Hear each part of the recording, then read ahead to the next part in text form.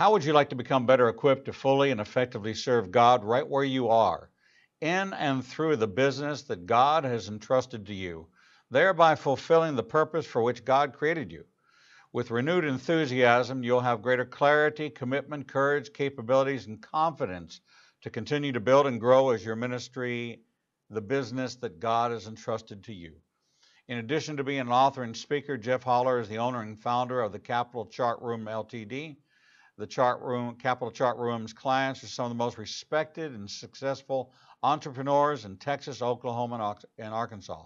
Jeff holds a Bachelor of Business degree from Florida State University, is a certified financial planner and a member of several key associations and councils serving business owners and entrepreneurs. Here to discuss his new book, Bigger Than Business, Real World Stories of Business Owners Living Their Purpose, is Jeff Holler. Jeff, welcome to Revealing the Truth. Thank you, Rabbi Walker. It's a great pleasure to be here with you.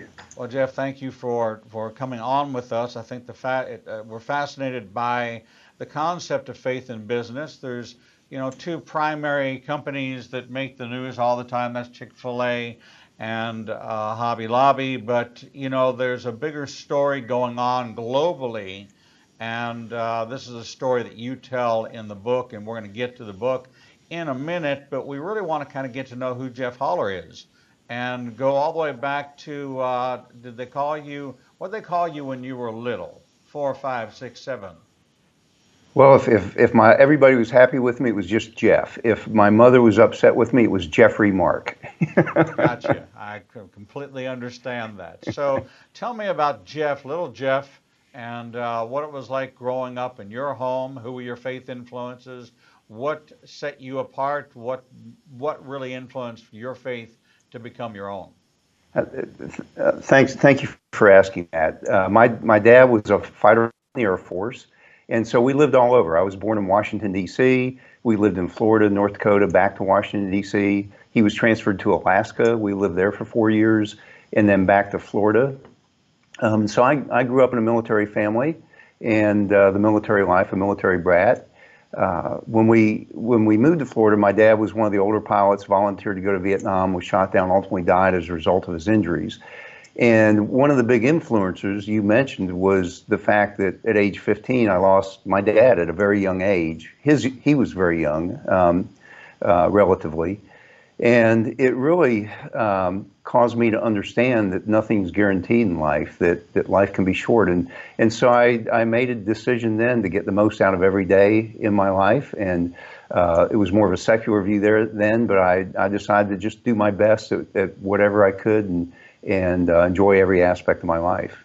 So you didn't grow up in a family that was church-going, faith-based, strong faith influences, military home, military-based. Was there a faith connection there?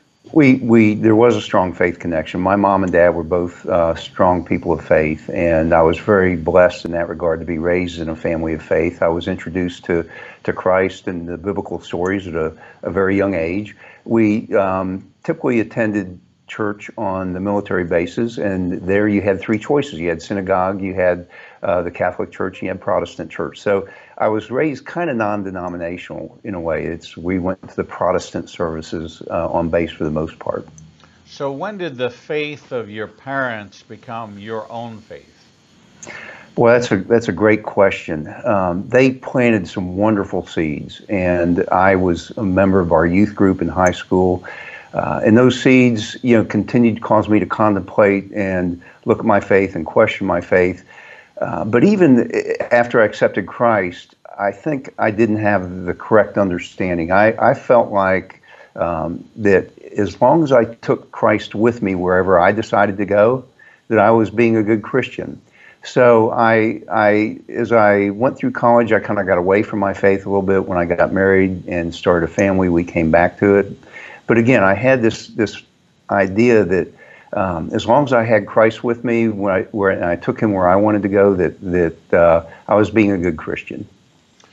So you get married, you're facing children and the upbringing of children, and did you come to some kind of crossroads? Was there an epiphany? Was there this this because what you're talking about is kind of cultural Christianity of taking Jesus with you and kind of going to church because you're a Christian, but not really living the life which is the set apart life, kind of check box Christianity, if you will. I'm a Christian because I go to church, but it's become more than that to you.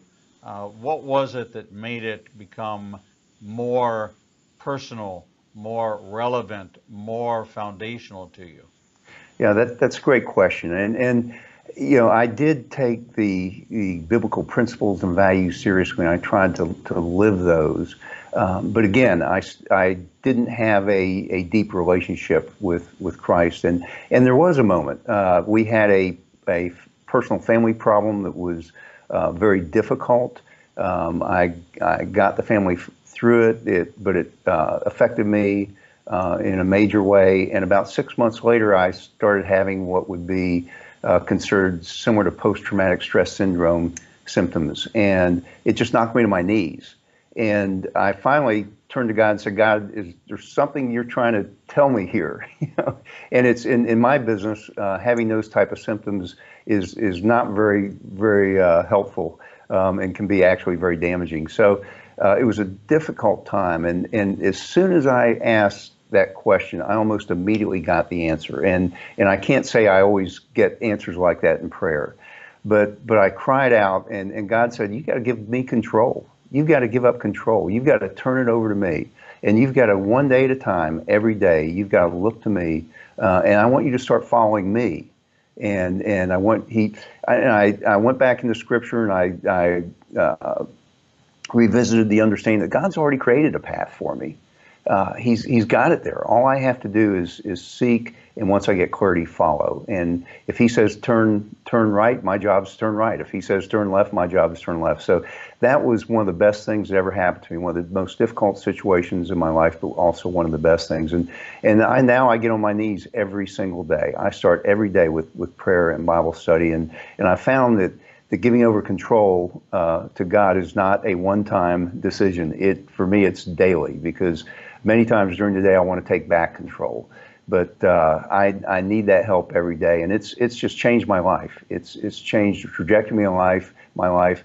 The path God created for me is taking me places I could have never imagined for myself or taken myself. So it's been incredible. Yeah, we call that experience the dark night of the soul.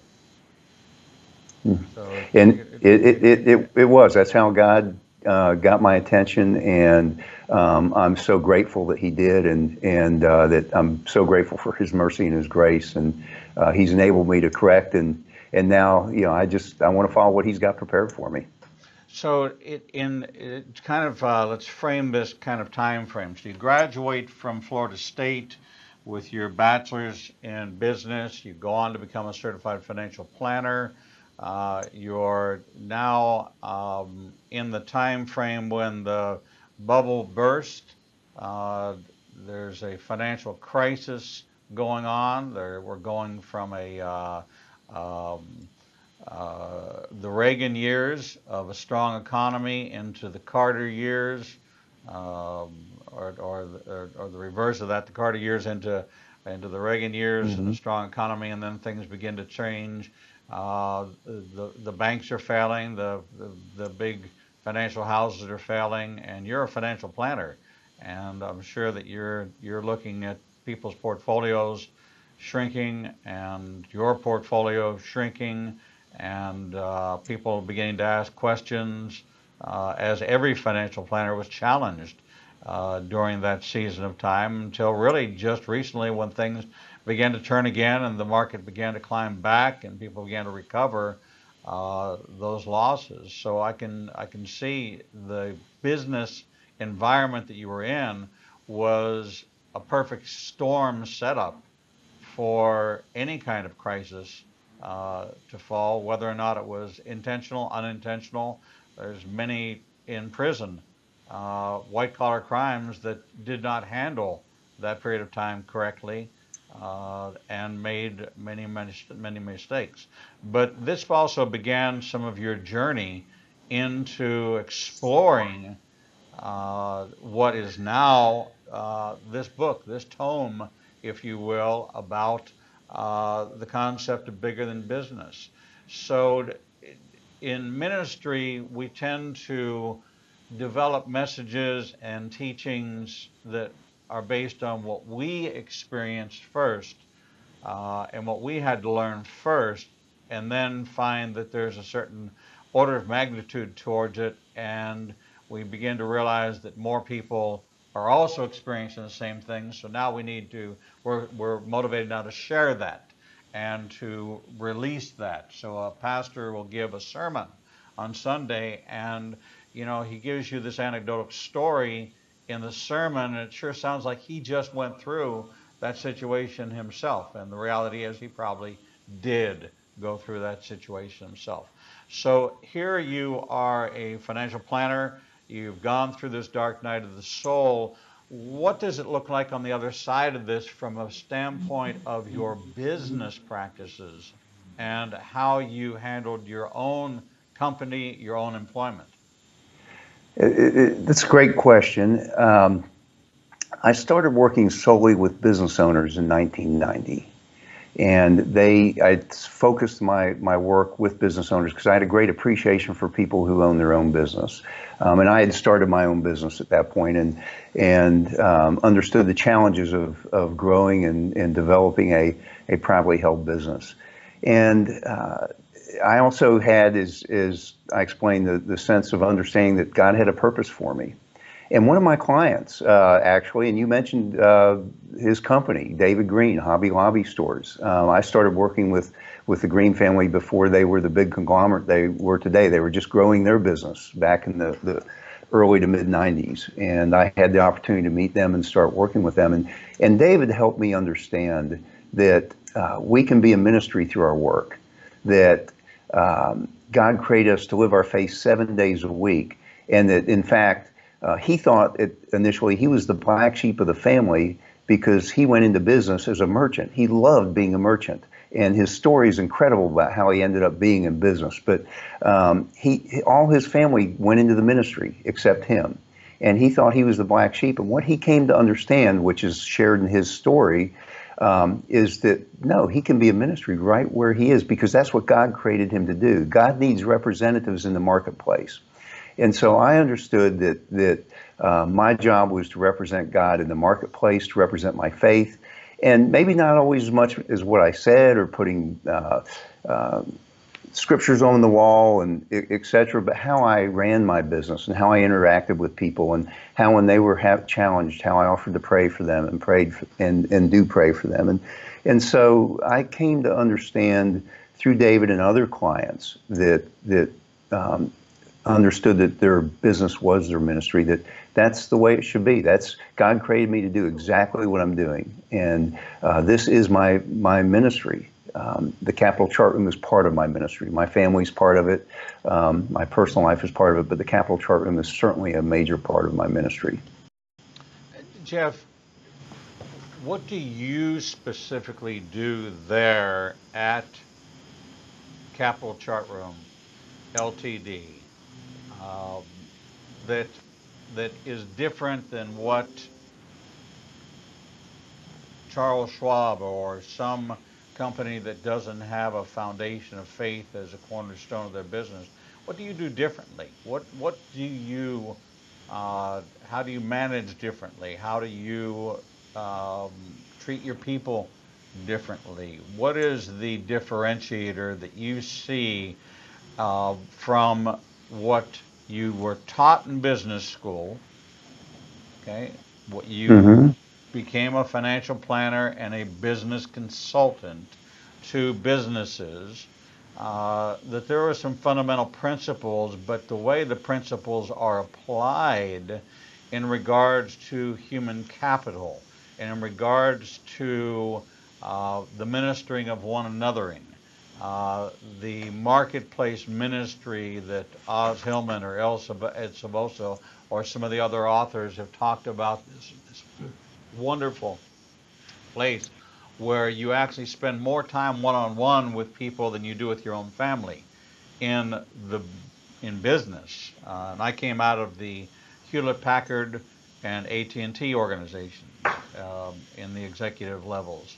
So I know, and I walked away from that to go into full-time ministry. Uh, so I have that personal experience and observations of my own.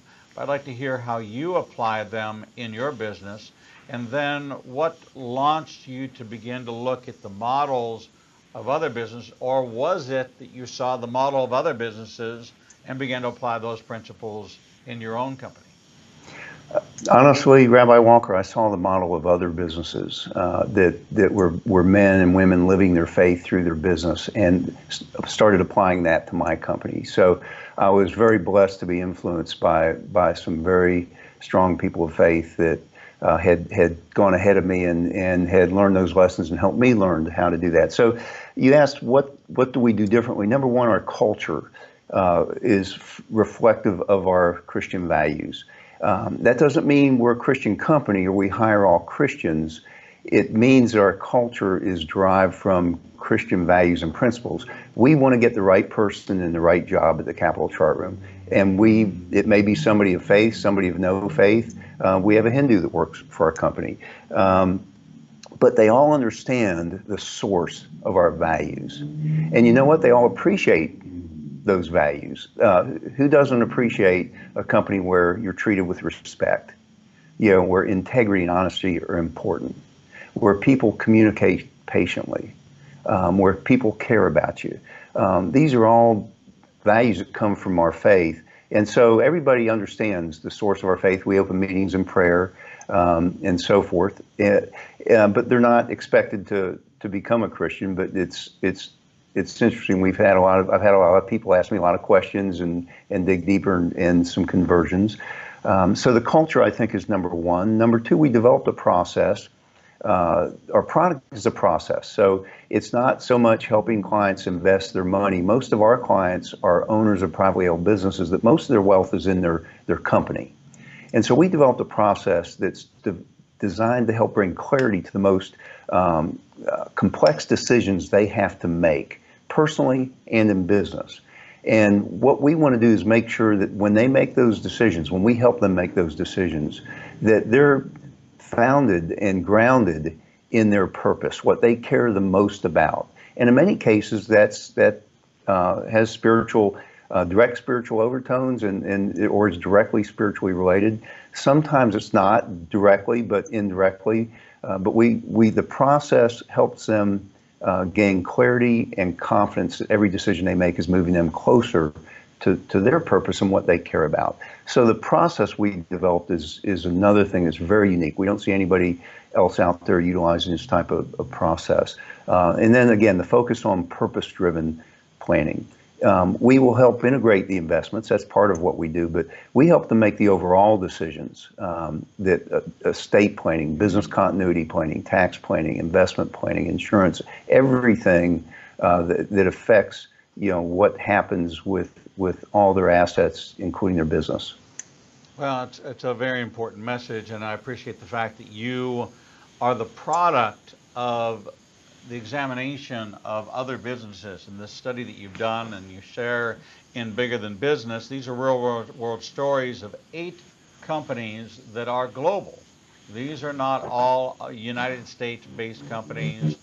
We talked about Hobby Lobby, but you have 7 others that have fascinating stories of success, failure, and faith coming to action and into play. And the fact that you are able to attribute the model that you use to the influence that they had in your life by engaging you and you engaging them is only an even bigger testimony to the impact that this kind of study for people who are not in what you would call classical pulpit ministry, but they are certainly in ministry. And 2 Corinthians 5:17 through 6:10 kind of lays it out for you that every one of us is called into a ministry of reconciliation. Every one of us who is a believer is called to be an ambassador for God. Every one of us is a personal spokesman for the kingdom of heaven. And therefore, we have a responsibility to apply those principles in the marketplace and you've done an incredible study. We're talking with Jeff Holler, author of Bigger Than Business, Real World Stories of Business Owners Living Their Purpose. We're going to take a short break, and when we come back, we're going to dig into a couple of these stories of companies who faced both success and failure, and what they learned from that, and how God became the center and even the CEO of each one of these companies. We'll be right back. Not everything that makes the headlines has biblical importance, but many events that happen around the world do, and you never hear about them. Igniting a Nation is pleased to teach Revealing Prophecy every Tuesday night at 7 p.m. at the Marriott 280 in Birmingham. We will cover worldwide events and insider information that will connect the dots of what's happening around the world with biblical prophecy. If you happen to miss a class, we'll televise each week's class at 10 o'clock Central Time on ignitinganation.com and all our social media outlets. Copies of the teachings will also be available to purchase on our website at www.ignitinganation.com.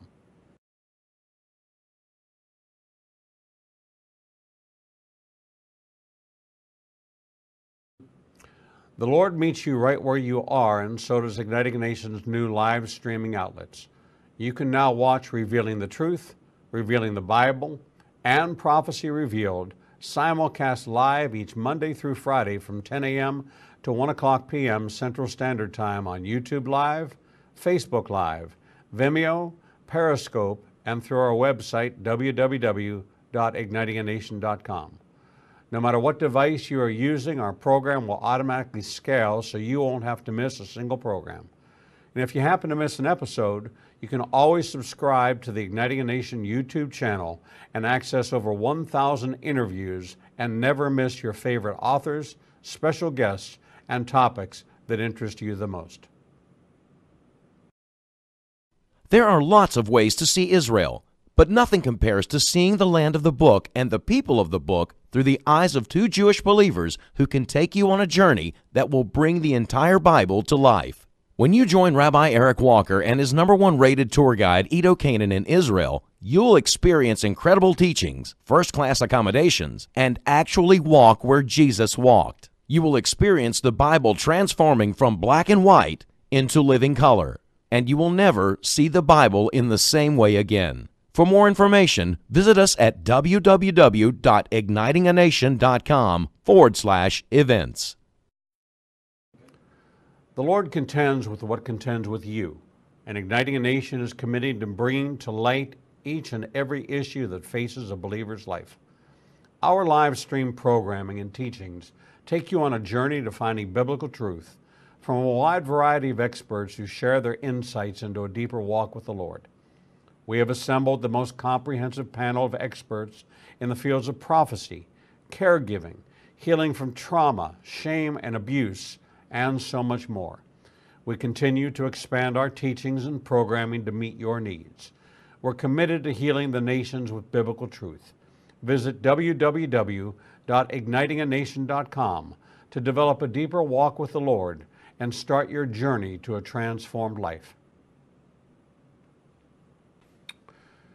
The Bible commands us to study to show ourselves approved, but most study using Bible study tools and not actually studying the Bible chapter and verse.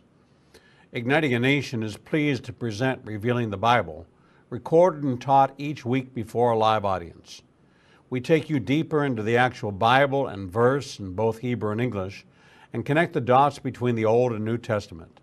You can attend our 2 classes in Tuscaloosa and Birmingham, or watch the program every Wednesday at 11 a.m. Central Time on ignitinganation.com and all our other simulcast outlets. For more information, visit www.ignitinganation.com/events. Shalom and welcome back to this edition of Revealing the Truth, where we cover the headlines, the heartlines, and biblical truth. I'm your host, the Reverend Rabbi Eric Walker, and we're talking with Jeff Holler, author of Bigger Than Business, Real World Stories of Business Owners Living Their Purpose. Jeff, welcome back to the program. Thank you, and it's a pleasure to be here. Well, it's great to have you. Now, Jeff, you're a certified financial planner. You're not a professional writer. You're That's not correct. somebody that has this long uh, CV, curriculum vitae, that says that you published this book, this book, this book, and this is just one in a series of many books. This is a new venture for you to step out there in the literary world and write a book that's not only a faith-based work, but it's also a business handbook. So how did this come about? Great question. I never intended to write this book. I was having dinner one night with Alan Sears, who is this dear friend. He was the founder of the Alliance Defending Freedom. They're the group in the United States that fights all the court cases for sanctity of life, religious liberty, and family and marriage. And we were talking about business and ministry. I at that point, I was fully committed to, and I understood that God created me to do exactly what I'm doing, where I am, and how I could live for Him in my business. And Alan said, Jeff, you need to write a book about that. He said, there's a lot of books about faith at work and the theology around it, but there aren't many books that give actual examples of people doing it and how they do it and why they do it. And my exact response was, Alan, I'll never write a book. And so that was my first mistake, Rabbi Walker, saying never. And he said, well, why would you say that? He said, because I just had a sense like the Holy Spirit compelling me to, encourage you to write a book. And I said, I love to write. I'm just very slow and deliberate, and I just think it'd take forever, and I just don't really have any interest. And he said, Jeff, he said, I really feel like this is something God strongly wants me to encourage you to do. He said, would you at least just pray about it? And so my second mistake was agreeing to pray about it. And when I tell somebody I pray, I do pray. I don't say it flippantly. Prayer is one of the few things I'm really good at. And as I mentioned with you, I'm on my knees every day. So I started praying about it, and God started moving my heart. And as you mentioned, I had no idea where to start writing a book. I had only one person who I thought would be in the book. That was David Green. And so finally, I fought it for a while, and finally I said, hey, I'm committed to following the path God's created for me. And if I don't do this, I'm not being obedient to His will and His path. And I said, I've got to do it. I've made that commitment to follow Him no matter where He leads, even though I never expected this or could have ever planned it. So I agreed with God to do it. I said, okay, God, it's your book. If you want to prove you can do anything through anybody, like write a book through Jeff Holler, I'll be glad to do it. And He just blessed me. He prepared the way. He introduced me to the people that introduced me, that became the stories in the book, and He helped me create the stories in my mind and then convert them to paper, led me to the right editor, publisher. It just turned out to be a great experience and a real blessing. So let's take a look at this. You interviewed and spent time with 8 different companies, ranging in size from what's the largest to the smallest, and what was the geography? Because I believe you covered 6 continents in this. Yes, there are 8 stories on 6 different continents. I never planned for it to go global. God led me there, and I could share with you how that happened. But suffice to say, God led me there. There's stories on every continent but Antarctica, and I couldn't find a business owner on Antarctica. So there's the largest company is in fact Hobby Lobby, a multi-billion-dollar business. The smallest company is a $16,000 a year revenue company in Rwanda, a sewing cooperative of women. Chapter Healing Hearts with Grace near Yoruba. It's a wonderful story. But they're businesses of all sizes. So I wanted to have a business that anybody in business could relate to. They're manufacturing businesses, they're service businesses, and they're businesses of various sizes. So there's a story in there that everybody can relate to. Of the stories, and you said that it was kind of the summation of what you learned by going out there and harvesting information through these interviews that helped you to create a new model for even your own business. What were some of the more compelling experiences you had in these discussions that were, we talk about these aha moments or these light bulbs going off or these epiphanies. Where did these occur for you during this process, and what became the motivation for you to not only tell this story, but then apply these principles to your own business?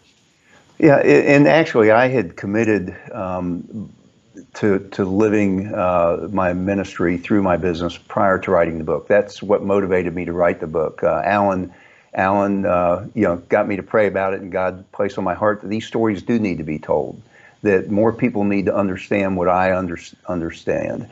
And that's what really motivated the book. And what I found, though, Rabbi Walker, in doing the interviews, is I was so encouraged as I went around the globe and saw so many business people committed to living their faith through their business, and saw their business as ministry. It was validating and it was encouraging. And yes, I continued to learn quite a bit. The stories are fascinating. The opening story is Michael and Debbie Rasa Floors. It's a flooring company in Dallas, Texas, and they're a couple who did not live by faith. They ran their business in a very worldly way, and they fell to sin, and they are very open about that. As a matter of fact, one of the most fascinating features of the book, I think, is how people just open up, and they share the good, the bad, the ugly, their sin, the trials. A lot of times, business owners who have had success, it looks easy from the outside, but inside it's not easy. And these everybody I interviewed was very open about the challenges they had and the struggles they had. But Michael and Debbie fell to sin and ultimately came to faith. And it's a beautiful story. Rising from ashes is their story. The other thing you had mentioned earlier, that every story provides, there are three components to every story. One, every story is different and really interesting. There's an interesting backstory. Two, there's a spiritual component. How they live their faith, through their business, and why they do it. That's probably the most important. But three, they all share a lot of business wisdom. Every story has a lot of business wisdom in it. So there's something for everybody, I think, in every story. Dr. Robbie Sonderegger, Psychology Cafe, is a service business. He's a clinical psychologist. His chapter is Transforming Mindsets. He's in Queensland, Australia, and he shares how their family lost his wealth, but how his family's lack of resources helped shape him, and how God used his adventuresome nature and his problem-solving nature to lead him to leverage what is usually a one-on-one service, to leverage that to help hundreds of thousands of people around the globe. He's an incredible story. Georgie Nishimura, Pompeia, Brazil. His story is Bumpuku. And shortly after he committed to turn his life completely over to Christ, he was shockingly fired by his family from the family company.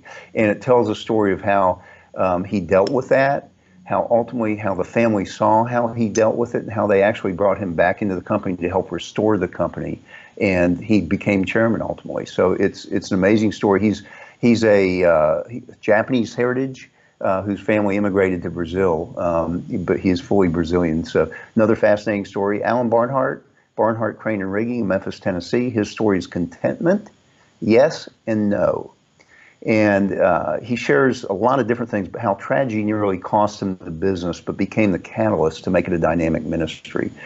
He shares how he and his brother decided before they started the business to give it to God and to never be paid more than what a middle-level executive would be paid, and to return everything into the company to grow it and to give away to God's ministry. And they continue to do that to this day, a multi-million-dollar business. They've given away hundreds of millions of dollars.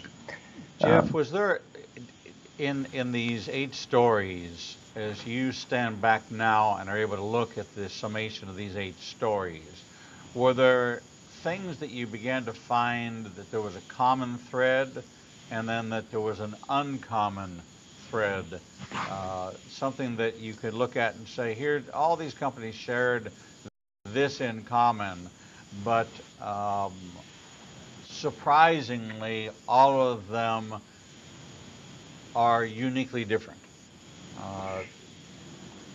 That's a really good question. What is not in common is how they live. How they live their faith. They all live it in different ways through their business, and why. And I think why they do it. Each story, each person has a different why. into why it's important to them to live their faith. And that's the title of each chapter kind of points to that. And we disclose that in each chapter, why they do what they do and work so hard. The other thing, some of the commonalities, one is their businesses are almost always built around their unique abilities. They've come to understand what unique capabilities and abilities God has given them, and they've built their business around those unique abilities. And they hire people to do the things they're not so good at. So they stay focused on what they're really, really good at, what God wired them to do, more or less. They've come to understand their calling, what God's called them to do, and then through their relationship with Christ, they've turned it into their purpose. So they've transformed from understanding their calling into living their purpose through their business. Another thing is they're masters of time allocation. So there have been a lot of books and there's a lot of conversation about superior time management, how we should all be great time managers. But you know what? You can be the best time manager in the world and be managing it around all the wrong things, and it can be a disaster. And they understand time allocation, allocating their time and their resources to their highest priorities. Number one, to God and living their purpose, then their family, and whatever their priorities are, their time allocation and their resource allocation matches those priorities. It's incredible the way it matches. So for example, these are some of the busiest people in the world, these business owners and everything they're doing, but they all make time for personal prayer, a lot of time, and Bible study and devotion, more so than most people, because their number one priority is growing in faith and living their purpose and following the path Christ has prepared for them. So they spend an inordinate amount of time compared to most people in prayer and in studying the Bible. I think I mentioned company culture, but their company cultures all reflect their values, every one of them. They live their faith, and their company culture reflects that, and they won't compromise their biblically based values. David Green in his Hobby Lobby store shares how their business was threatened to be put out of business by the U.S. government for their willingness not to pay for abortion-inducing drugs.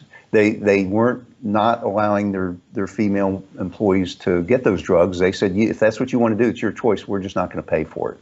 And the fines by the government could literally shut their business down, but they decided not to compromise their values.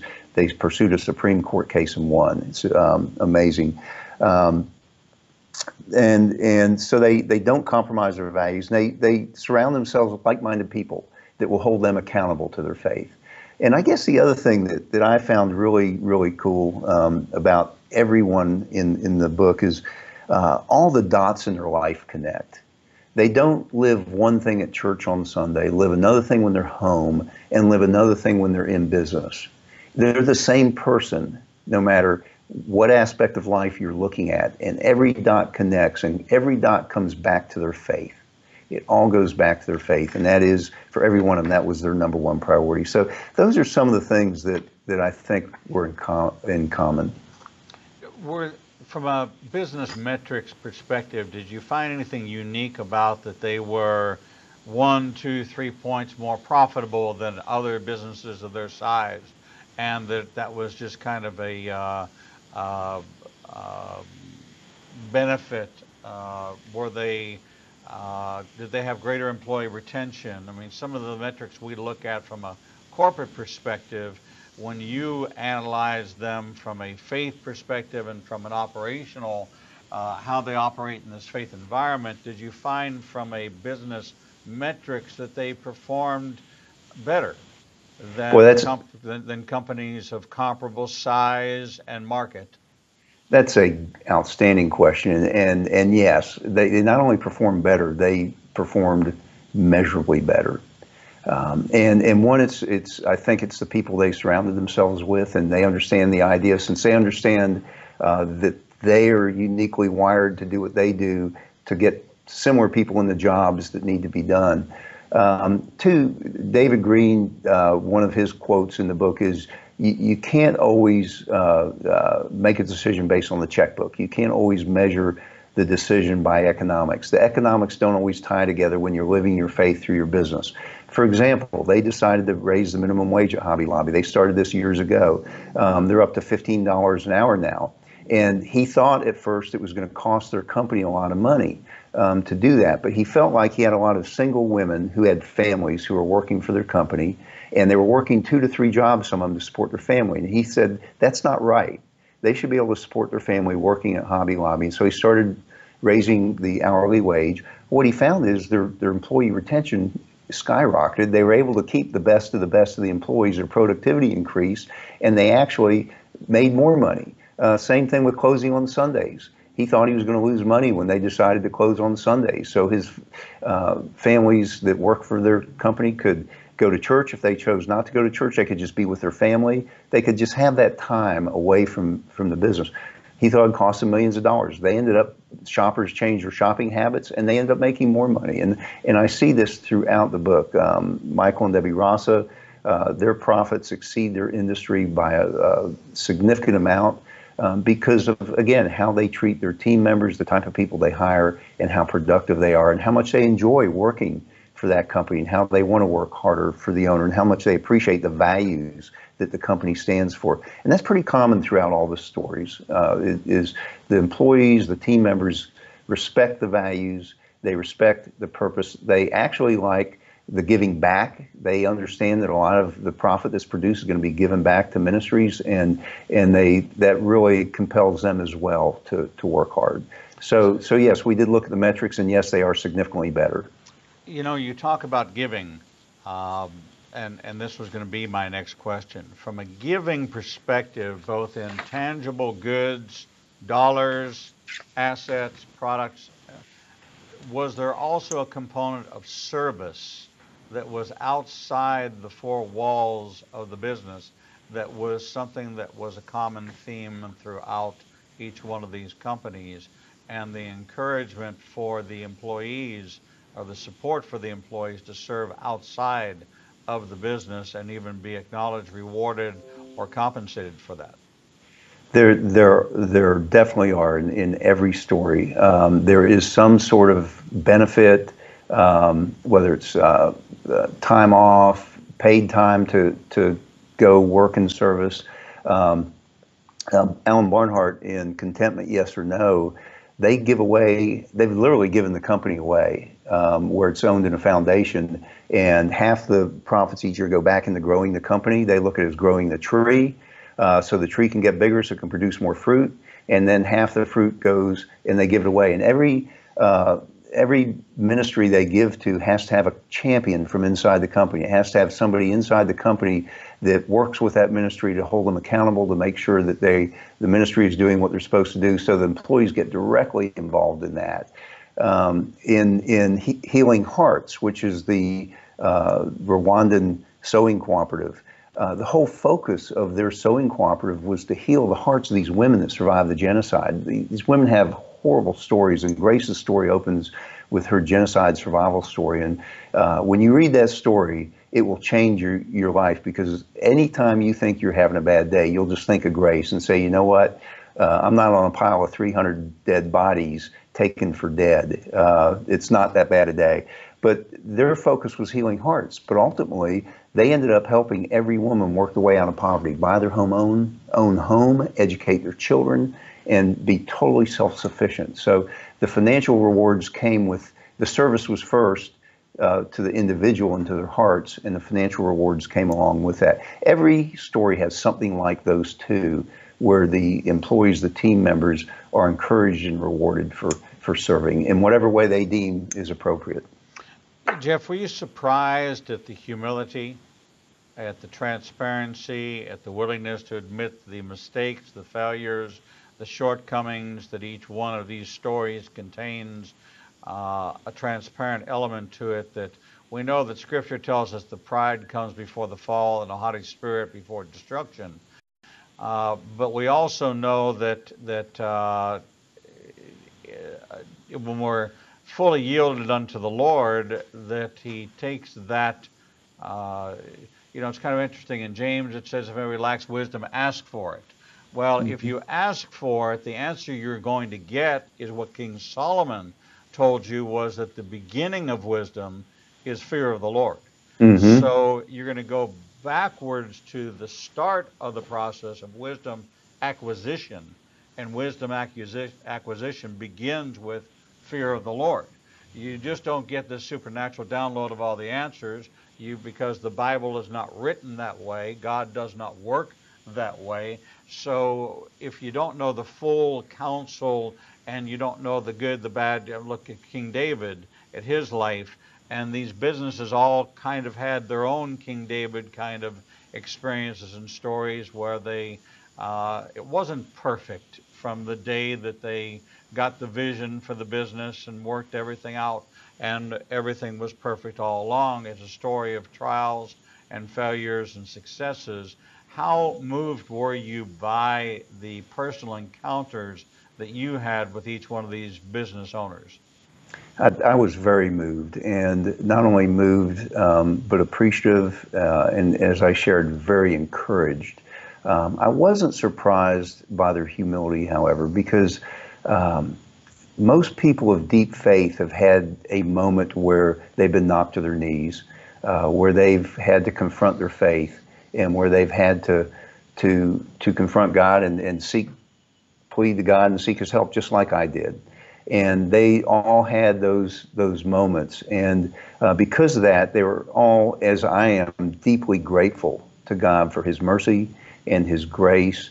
And we all understand we're not perfect by any stretch of the imagination, but God has blessed us in so many ways, and not financially, but just blessed us with His love and His provision, and His peace and the joy and all the things He does for us. So the humility didn't surprise me. People of deep faith, men and women that I've come to know over the years, all have that kind of humility. And not only that humility, but a special kind of peace and a special kind of joy that just kind of radiates. And so each of these stories did. How they applied that in their business and why they do it is what I found exceptionally fascinating. And I think the readers will find it fascinating as well. If you were to sum up one word that each one of these business owners had in common as their measurement of success, what would that word be? Trusting God. Each one of these stories, they came to a crossroad where they either had to make a decision to compromise their faith and their values to hopefully help their business succeed, or to, at some point in their life, or they had to decide to trust God and not compromise their values and do everything to follow Him and just trust Him that He was going to provide for them. And that trust is amazing that these folks had.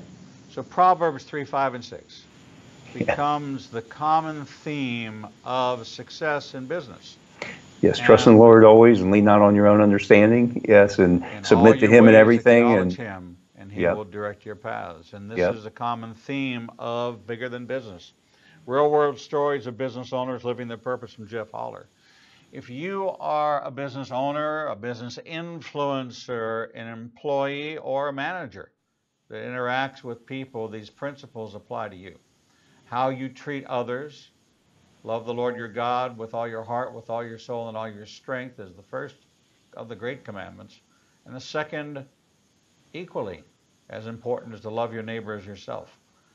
And each one of these business owners applied those principles of putting God first, and then their employees and the marketplace they served as a ministry to trust God for their wealth, for their prosperity, for their success, and to honor Him, to build their altars to Him and not to man, and not to bend their knee to financial gain, but to try in each way they could to please God first. That is the story behind Bigger Than Business by Jeff Holler. I strongly encourage you to apply these principles. I've seen them at work myself. We know the stories of the Greens and the Truett Cathys, but here's more stories for you that will promote and provoke you to adopting God's way of handling God's business, which you are called to be a steward of. Jeff Holler, thank you for sharing Bigger Than Business with us here on Revealing the Truth.